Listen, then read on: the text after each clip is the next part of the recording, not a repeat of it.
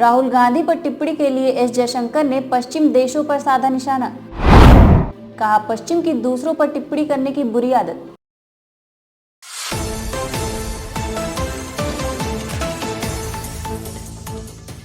PM Modi ji के दूसरे कार्यकाल मंत्रिमंडल में जिस मंत्री ने सबसे ज्यादा ध्यान आकर्षित किया है वह विदेश मंत्री एस जयशंकर हैं। विदेश मंत्री एस जयशंकर ने दूसरे देशों के आंतरिक मामलों पर टिप्पणी करने की आदत के लिए पश्चिम की आलोचना की है। रविवार को विदेश मंत्री ने कहा, पश्चिम को लगता है कि उसे दूसरे देशों के आंतरिक मामलों पर टिप्पणी करने का ईश्वर द्वारा दिया अधिकार है।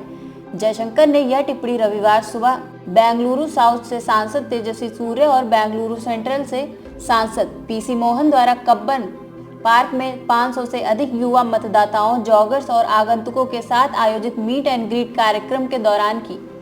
विदेश मंत्री की यह प्रतिक्रिया संसद सदस्य के रूप में कांग्रेस नेता राहुल गांधी की अयोग्यता पर जर्मनी और अमेरिका की टिप्पणी पर आई है। जयशंकर ने कहा, मैं आपको सच्चा जवाब दूंगा।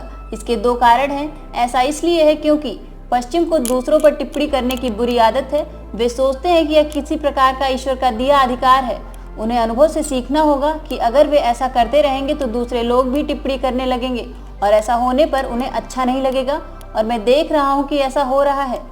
उन्होंने कहा, सच्चाई का दूसरा भाग है कि आप लोगों को खुद पर टिप्पणी करने के लिए आमंत्रित कर रहे हैं, फिर अधिक से अधिक लोग टिप्पणी करने के लिए ललचाते हैं। हमें दुनिया को यह कहते हुए उदार निमंत्रण देना बंद करना होगा कि भारत में समस्याएं हैं और अमेरिका और दुनिया आप कुछ नहीं करके क्यों खड़े हैं। तो अगर यहाँ से कोई जाता है और कहता है कि आप क्यों खड़े हैं और कुछ नहीं कह रहे हैं, तो निश्चित रूप से वे टिप्पणी करने जा रहे हैं। समस्या का एक हिस्सा वे हैं और समस्या का एक हिस्सा हम हैं। मुझे लगता है कि दोनों को ठीक करने की जरूरत है। आपको बता दें कि एस जयशंकर प्रमुखता व मुखर लहजे में बात रखते हैं, शब्दों के साथ अच्छा खेलते हैं, इसलिए उम्दा वक्त भी है। राजनीतिक भाषा में दक्ष ना हो, उनका कंफर्ट जोन भी है, लेकिन वैश्विक स्तर पर डिप्लोमैट में धुआंधार हैं। नो इफ नो बट के साथ उतरते हैं। पिछले वर्ष रूस यूक्रेन युद्ध के वक्त तेल के मुद्दे पर यूरोप को उसी भाषा में जवाब दे डाला। यूरोप अपने आयात को आरामदायक तरीके से कम करने में कामयाब रहा है। अगर 60,000 यूरो पर आप अपनी जनसंख्या के बारे में इतनी परवाह कर रहे हैं, तो मेरे यहाँ 2000 अमेरिकी डॉलर की आय वाली आबादी है। मुझे भी ऊर्जा की आवश्यकता है और मैं इस स्थिति में नहीं हूँ कि मैं तेल के लिए ऊंची कीमत चुका सकूं। विदेश मंत्री यही नहीं रुके, आगे कहा, अगर यह सिद्धांत की बात थी तो यूरोप ने 25 फरवरी को मॉस्को से बिजली क्यों नहीं बंद की। इस प्रत्युत्तर के बाद दुनिया भर में जयशंकर वायरल हो गए और खूब प्रशंसा हुई। ऐसे ही पाकिस्तान के विदेश मंत्री बिलावल भुट्टो को बिलबिला दिया।